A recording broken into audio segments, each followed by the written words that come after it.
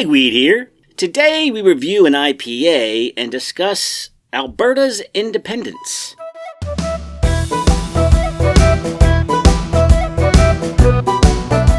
Well, good evening. Good evening, Pigweed.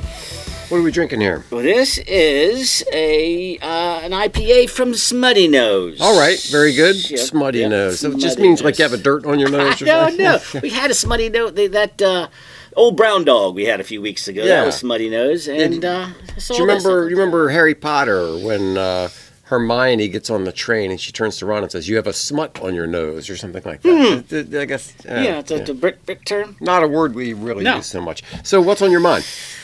Well, I just say my feed is filled with so much chatter about the coming independence of Alberta. I think it's very exciting. We haven't seen a new country. I mean, except for South Sudan. I don't know what's going on there.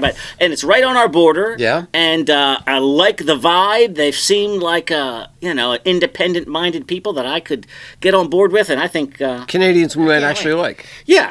Canadians who are more like Texans than they are Canucks. Yeah, right. Okay, well, right. Good. That's great. So let's get into this. What do we got here? Yes, so Smuttynose, they're from New Hampshire, I believe, called Finest Kind IPA, 6.5%. And I don't know. Yeah, it's got a not particularly pronounced but pleasant hop aroma. It's got a fair amount of hop bitterness going on there. Yeah, it's nice. It's an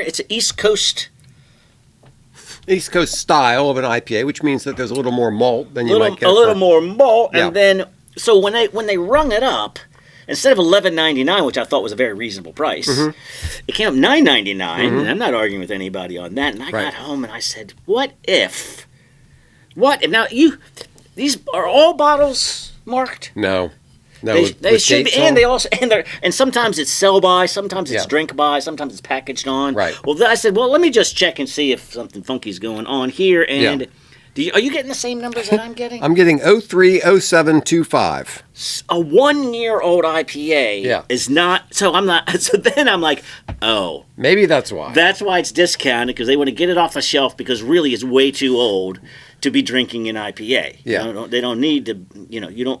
It's a hop-forward beer, and they can get a little bit funky, and so I'm okay. No, it's totally okay. So the whole thing about because you got some beers aging right over there. I know. It's like, why am I? How come we can age those and we can't age these? So it's an interesting thing because the lighter the beer, the less alcohol and the less hops, the less it can age, right? Like a really stronger beer, say 8% and up, is good. You can usually put one of those on the shelf and let it age for a while. So this one, I guess, is... and then when it comes to IPAs, I guess it's a question of whether they're relying on the aroma hops. Because if aroma hops do fade fairly quickly. So, but about a year ago, I got one of a very reliable brewery in when I say DC Brau. Yeah. I said, "Oh, I like the flagship IPA." Yeah. And it was just so funky. I was like, "Wow, maybe I don't remember it the same or whatever." Then I looked on the bottom; it was 14 months old. Yeah. And I took it back because I just couldn't enjoy it. And they took it back. They did take it back, even though I brought back 4. But I was like, "Well, it took me 2, to figure out the problem." But they were cool. They agreed that that's too long, and this is too long.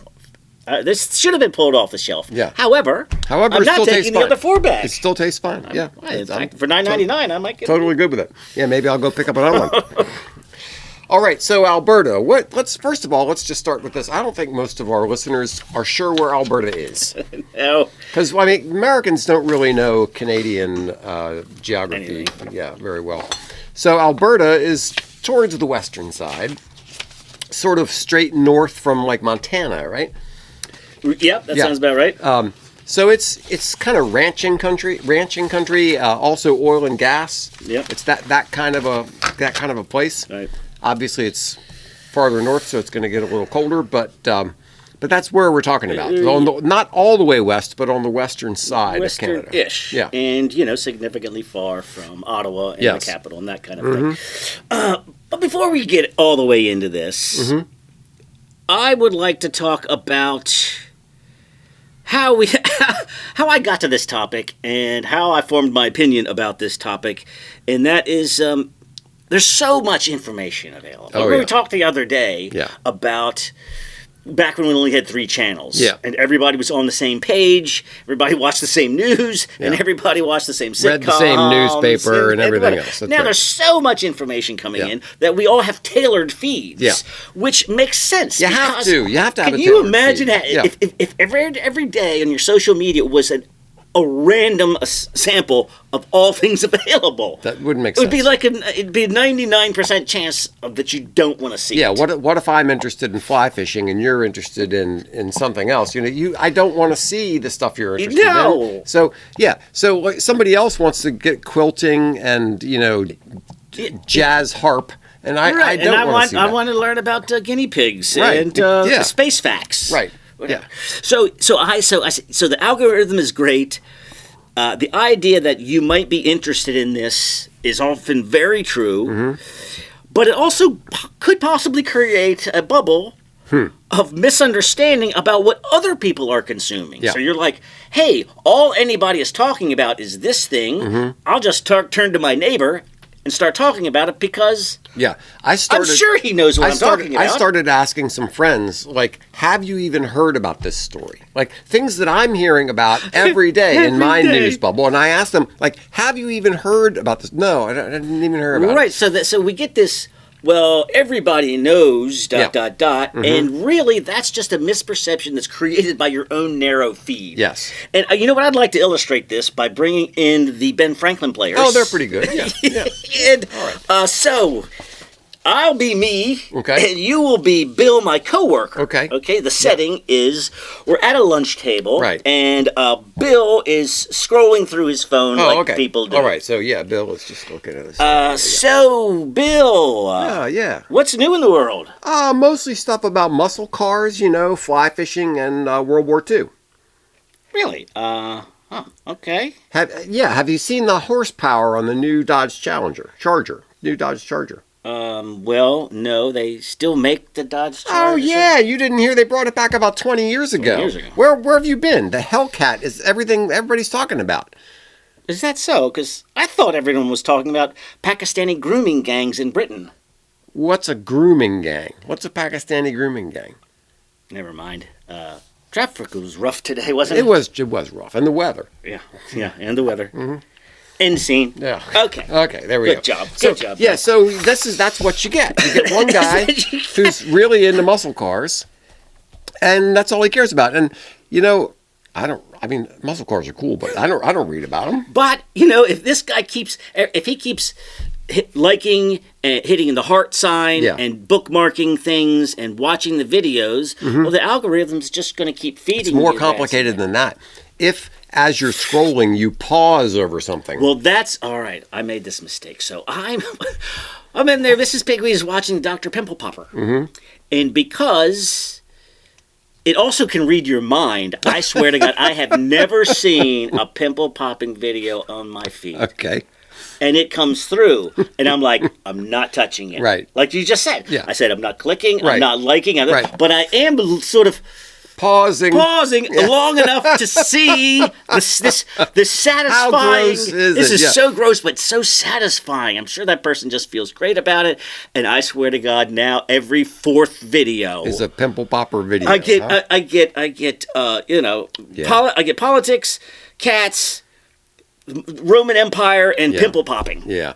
So I wish there was a way to undo that, because I had a similar circumstance where I was scrolling through and I saw this one video I thought looked interesting, and I actually watched the one video, and then I start getting everything on the same. It's like, no, I don't want all this all the time. Can't I go in and say, look, I only watched that one time. I don't want to. I don't want to see this all the time. Yes, I saw it. Right. There was this funny golf skit. Right. Oh God! Now you got golf all the time, right? Some golf, or like you see something that's like a really funny Barbie video, and it's really funny, but then I don't want to see any more Barbie videos. It's just that one was funny. But you're right. You don't even if you just linger too long. And if you linger too long, it records that. Oh, we got him. We got his attention. God. So, I'm walking down the street, looking around the world, and based on my feed, I'm going, well, everybody knows Alberta's about to leave Canada. Or everybody knows that, unchecked immigration is destroying Europe, and we're seeing the end of Western civilization. And I just casually say that to the guy at the bar. He's like, what are you talking about? I mean, to me, I'm just up to here with it. Yeah, right. Or the Pakistani grooming gangs. I mean, I heard about that a lot. I remember, like during COVID, or actually even more recently with Spanberger, or Whitmer during COVID. I'm like, what a tyrant! Right. Or the way that the Canadian government treated his people. So between all three of these, I'm going, oh my God, these guys are going to get shellacked. Right. Yeah. Because everything I read about is how awful all of these people are, and all my guys lose. Right. I'm like, wait a minute. I thought we all agreed that Gretchen Whitmer was awful. Was a tyrant. And she wasn't even that close. I know. It's really surprising. So the algorithm and the narrowing interest is great to a point, but I'm in the bubble, I think. That I accuse other people of being in. It's great, but it's also it distorts things, because you're only seeing a particular perspective on things, and okay, I want to hear things from that perspective, but did I tell you about my experiment with designing a new podcast? I don't think so. So this is what I did was I vibe coded some programming to go out and grab a bunch of podcast feeds or a bunch of news feeds from news organizations that I like. And I said, okay, take these things, summarize them, but then give me some pushback on each one. Tell me what the Daily Wire is saying about this. Yes, go ahead. Yeah, and so tell me what the Daily Wire is saying, but then give me a little bit of pushback. What would somebody else say in response to that? And it was actually fascinating, and it came up with some really cool stuff. And that's really what I'd like, because I do want to hear what the Daily Wire has to say, because I like what they have to say. But I also want somebody to say, now, wait a minute. Yeah. They're saying... How would some other person that I respect... Yeah. So they're saying this, but, maybe you should also think about this. That's very smart, but that's not really the that's not what happens. Kind of world we live in. No. So they based on the kind of guy I am politically, they're like, I bet this guy is going to really like a story on how Albertans hate being governed by a progressive government 1,700 miles away that uses their natural resources to fund a government that they hate. Is against their values. Right. I'm like, you're right. I am interested. Click. So then I get Rise of Alberta. Okay. And I'm like, all right. So then I follow. Right. Well, there you go. So here, give me some of this. What does Rise of Alberta say? Yeah. We are not the same people. Alberta was built on grit, ownership, risk, and rugged individualism. Ottawa pushes centralized control and cultural Marxist ideology. Different worldview, different direction, different future. It's time to choose our own path. Yeah. Canada cannot... how about... here you go. How about this one here? The real reason Alberta wants independence from Canada is simple. We are done being governed by people who oppose the industries that fund our economy. We cannot cap, tax, and block a province's prosperity and expect loyalty forever. And I'm like, I am so on your team. And this stuff is coming up daily. And now they're getting signatures. There's going to be a referendum in the fall. And I'm saying everybody apparently is on board with this. I like this little graphic here. This shows the difference between the Albertan and the Canadian. And, you have the role of the Albertan and I'll be the Canadian. All right. So you guys who are listening can't see. The Albertan looks, he's got a nice Western hat on. He's wearing a cool Western jacket. The Canadian looks like a stupid dweeb. Yeah, he's got the tweed jacket, no cool beard, glasses. Yeah. All right. So the Albertan core belief: freedom over fear. And for me, it's safety over freedom. Economics identity: entrepreneur, oil worker, trades. And for me, it's public sector, consultant, activist. Great. Attitude towards government: get out of the way. For me, it's take care of me. Cultural values: family, grit, ownership. I'll go for compliance and entitlement. Yes, you will. Preferred leaders: someone who builds. I like someone who bands. Right. Lifestyle, ranching, outdoors, hard work. My lifestyle is condo, transit, and an HR job. Votes for self-government. And I vote for bigger programs. So I'm and saying that's very this, true. I mean, that's and it's really, and it's basically, it's a conservative liberal. The Albertan is actually all Americans like 50 years ago, and now an American from 50 years ago is not a conservative. He's a right winger. Yeah. That's what the right. Yeah. So I'm jazzed about this upcoming. I'm like, I can't wait to see this new country come about. Won't this be great? And it's in the momentum. The momentum is building every day in my feed. And it's so nice. It's so nice. Anytime you can see two fingers in the eyes of the dweeby, stupid liberal Democrats. Yeah. So you can see me. I'm getting excited about this. Yeah. And then I said, well, now let me explore. let's have another take. What's going on outside the bubble? Yeah. Yeah, it's like maybe 30%. Yeah. So I looked up the numbers on that. So Alberta Independence, called Wexit, Alberta Sovereignty. About 30% of Albertans say they would vote for independence in some surveys. Some polling has showed it a little higher than that, but it's not over 50. No, and this thing is even getting off the ground, much less are we about to redraw the map. Right.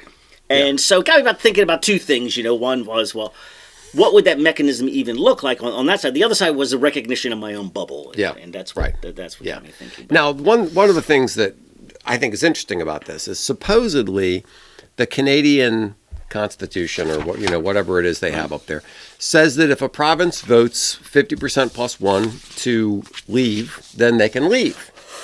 And the question is, would they really let them do that? Well, here, how about this guy here? He's a Canadian patriot, and he says, in 1949, Newfoundland joined Canada after a democratic referendum and decided by just 52% of votes. That wasn't a landslide. It was close, contested, deeply emotional, but Canada accepted the outcome because democracy depends on a simple principle: majority rules. So if 52% gets you in, then 52% can get you out. I think let's look at Brexit. Look what happened so at Brexit. What was Newfoundland and Alberta before they were part of Canada? Yeah, I don't know. Well, Alberta was part of the Northwest Territories before it was Alberta. Okay, so there are 9 provinces and I think 3 territories. Yeah. And so they were a territory. So the provinces the territories have a lot of federal government control. Yeah. While provinces are kind of run like states with governors and that kind of thing. Have some internal control. So the Alberta used to be part of the Northwest Territories. It got carved out along with Saskatchewan and became like the 8th and 9th province. So what I'm saying, let's just speculate. Well, let's just say forget the 52. It's 80-20. Albertans are 100% on board with this. What would Canada do? What would Ottawa do? Because there's this huge disconnect between how much the central government pulls out of Alberta and how much Alberta gets back. There's just too much to lose for them to just easily go along with this. Hold on, I've got some. Well, I was listening to this podcast on this very question, and that supposedly there's a $40 billion difference between what Albertans pay to Ottawa and what they get back from Ottawa. They would roll in whatever Royal Mounted Army that they have. Yeah. For those kind of numbers. Yeah. So then I thought, would it be just kind of a sorry excuse for a country anyway? Let me tell you how much of a sorry excuse it would not be. Okay. The population would be around 120th in the world, but close to Ireland, New Zealand, and Norway. Okay, it's about 5 million. That's not. Yeah. Right. 4.85 million. Mm-hmm. Right. GDP would put it 30 to 35th. Okay. That's Austria, Denmark, Norway. Okay. But per capita, because it's so sparsely, it would be one of the richest countries in the world. Really? So it's not, how about natural resources? Yeah. 3rd in oil reserves after Venezuela and Saudi Arabia. Wow. I know. Energy production, it would be a top 10 producing oil company. So in terms of would it be like a sorry excuse for a country? No. I'm telling you, it would be serious country. It was a serious country in any way that you can think of it. Right. Why don't we annex it? Well, I saw an interesting map that said, why don't we trade? I got a new proposal for a border. We take Alberta and Canada gets Minnesota. It's a funky looking country. As long as Tim Walsh has to go with it. Yes. As long as Tim Walsh has to go. Yes, you could. And you know what? You guys could have all the Somali daycares you want. Yes, exactly. I'm cool with that. I would lament the loss of the Lutherans, but get rid of Tim Walsh, get rid of the Somali daycare. That's probably a good trade. So, regardless what their constitution says, they would just talk about historical precedent and so that brings up the West Virginia Maryland thing. Okay, apparently originally the border between Virginia and there was no West Virginia, before the Civil War, but the border between Virginia and Maryland was based on where were the headwaters of the Potomac. What do you mean by that? I mean, right now the border is the Potomac. Right, but you had to follow. I mean, the Potomac. There are branches. Oh, there's the northbound south branch. Yeah, there's all these different branches. So the question is, where are the headwaters of the Potomac? And originally, it was thought to be one thing. Later surveying found that it was actually south of that, so that Maryland would get more of what is now West Virginia's land. Okay, so according to the letter of the law, Maryland should have some of that West Virginia territory, but the courts said, nah. This is the way it's been for a long time, and we're just going to leave it that way. Yeah. Never mind what the letter of the law says. Yes. We're just going to say, this is the way it's been. I don't know. It seemed to be working out okay, and you're right. So, letter of the law, you might be right, but we're not changing. Yeah, tough. So, I think that's exactly what Canada would do. Yes. They would say, for the importance of Canadian unity and yabbity-babbity-boo. It's not going to happen. And Canada isn't doing well financially anyway. And if they lost Alberta, they'd be in bad shape. They would be in very bad shape. I mean, they're really already in bad. They're already per capita. They said they are on par with Alabama. Ooh, nice. Yeah, good for you guys. Yeah. So, it seems to me Americans tried that kind of move. Is it fair to say? Yeah, we did. So, how does the Declaration of Independence go, anyway? When in the course of human events it becomes necessary for a people to dissolve the political bonds which have separated them from another, and to assume among the powers of the earth which have connected them to another, and to assume among the powers of the earth that separate and equal station to which the laws of nature and of nature's God entitle them, a decent respect for the opinions of mankind require that they declare the causes which impel the separation. We hold these truths to be self-evident, that all men are created equal, they are endowed by their Creator with certain inalienable rights, among which are life, liberty, and the pursuit of happiness, and that governments are established. So it goes on to say... What'd you do with your notes? I don't have any notes. I memorized this back when I was a kid. Son of a I had the Declaration of Independence on the wall next to my bed, I just read it every night. What a nerd. So what I'm hearing is you've got a married couple who squabbles for a while, and they should try to work their differences out until at some point they just realize they're irreconcilable differences, and we just need to go our separate ways. Mm-hmm. And I'm thinking that's what the Confederate states were saying. They're like, you keep telling us how we're supposed to live. Yeah. We tried to be a country for quite a while. And how about this? You do you and we'll do us. Right. And it seems... were they on legal standing, say? It seems like a logical application of the Declaration. Like if the 13 colonies could leave Britain, then why couldn't the southern states leave the United States? And they're saying...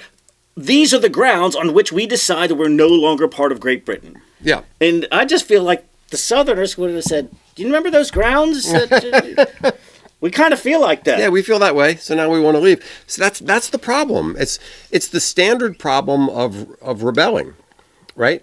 Any group that rebels against some other group then wants people to be loyal to them. Right. Right? So, I mean, that's kind of the problem in Protestantism. People say, well, we're not going to listen to the papists. We're going to do our own thing, and we're going to break off, and we're going to do this. And then what happens? It splinters into all these different denominations. You say, okay, well, we don't have to listen to you either. And they just keep breaking and breaking and breaking, So you've got that. That's a relatively normal problem. And the United States basically said, no, it was okay for us to leave Great Britain. It's not okay for Virginia and Alabama and Georgia to leave the United States. Did they leave? Were they compelled by the dictator of the South, or did they use a normal democratic process? No, they all voted to leave. Yeah, the local assemblies of all of the states, at different times. Yeah. Started we had South Carolina. I mean, Virginia was actually late, even though they were the farthest north, and that kind of makes sense. But anyway, it was a democratic process. Yeah. And I mean, not that we're supporting the South, but still, the general principle should be that, okay, you want to leave? That's your business, right? How come it never works out that way? Yeah, and it's certainly not going to work out way for the It's not going to work out that way for because Canada. anytime it has worked, it is after a lot of bloodshed. Yeah. I mean, like I think I said earlier, the most recent thing I can think of in the last 20 years was Sudan split into Sudan and South Sudan over a religious civil war. Yeah. And I mean, it wasn't people going to the ballot box. Yeah. And I don't know when you can point to a time when all it took was 51%. Yeah. Or even 100%. Did you hear what Pope Leo said about Babylon Bee had a good thing making fun of him, but Pope Leo said something along the lines of, peace is never established through weapons and war, And I was like, are you kidding? Peace is always established. When is it ever?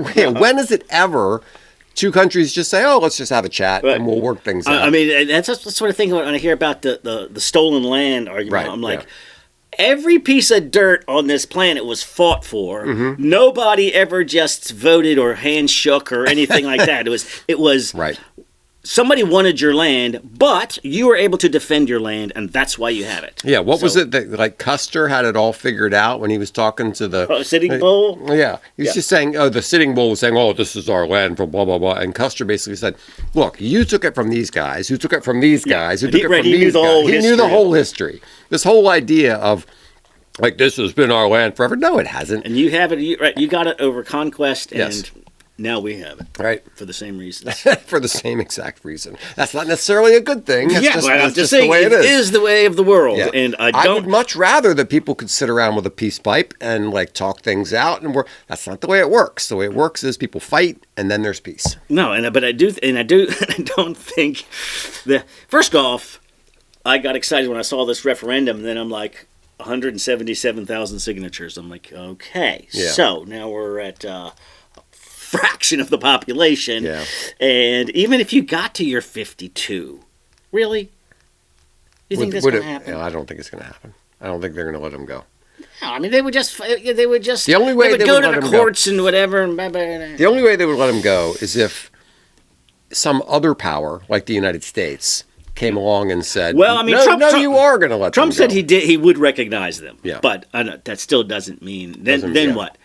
Then what? We recognize them, and we're going to put U.S. troops on their Right, are we going to go to war with Canada over Alberta? I don't think so. Right. I mean, not that they would even stand up for the fight, but would we want to march, take tanks and planes into Alberta? No. It just wouldn't be worth it. Yeah. Well, what about this idea? Okay. What if tensions continue to rise? And in this country, and we're like, nobody's going to civil war, but we can't stand living with each other. Well, let me give you still some practical examples of that. Oh, good. Oh, yeah, we've got some.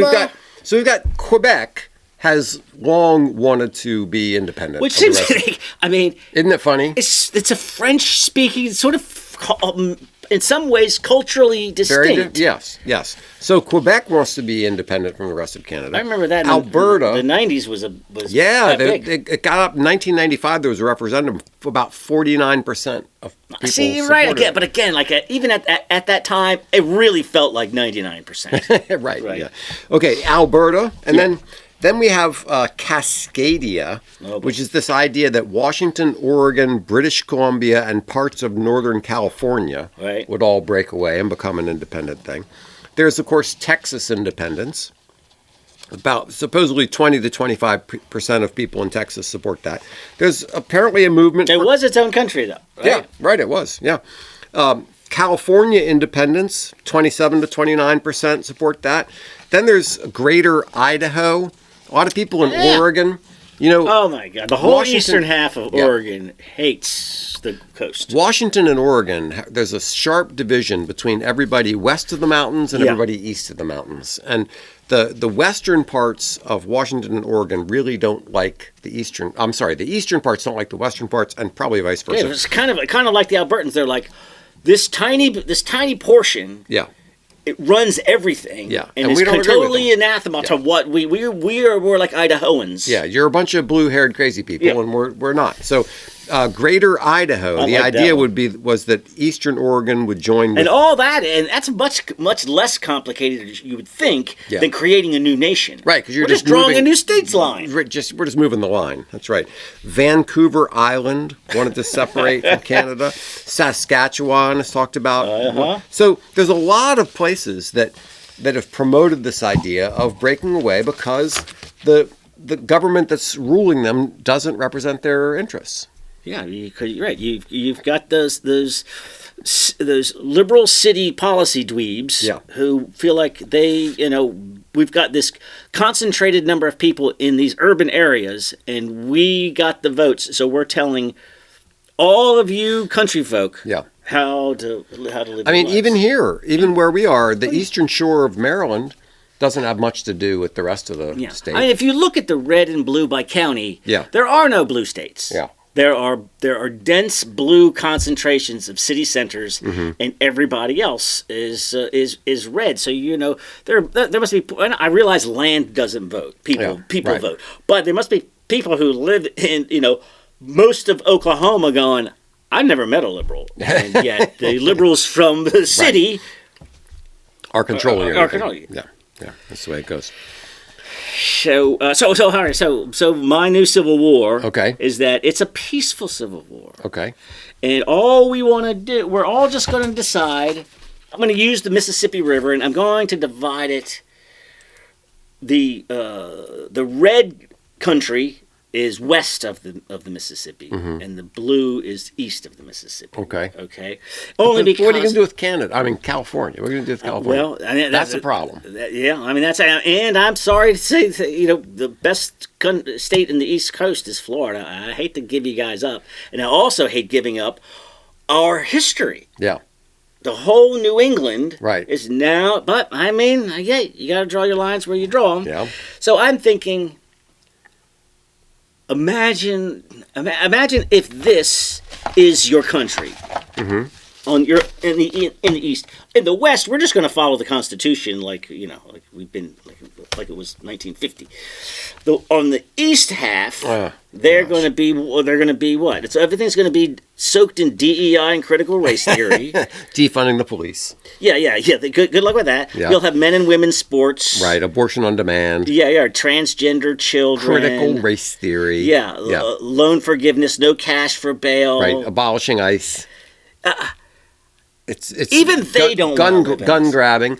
Okay, why have the Iranian people not risen up against Iran? Same as why the Cubans haven't risen. Because they don't have any guns. Why the Venezuelans haven't? Because the government took them away. The government took them away. So how about this?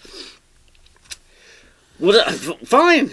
You guys, do even they want to live in this country?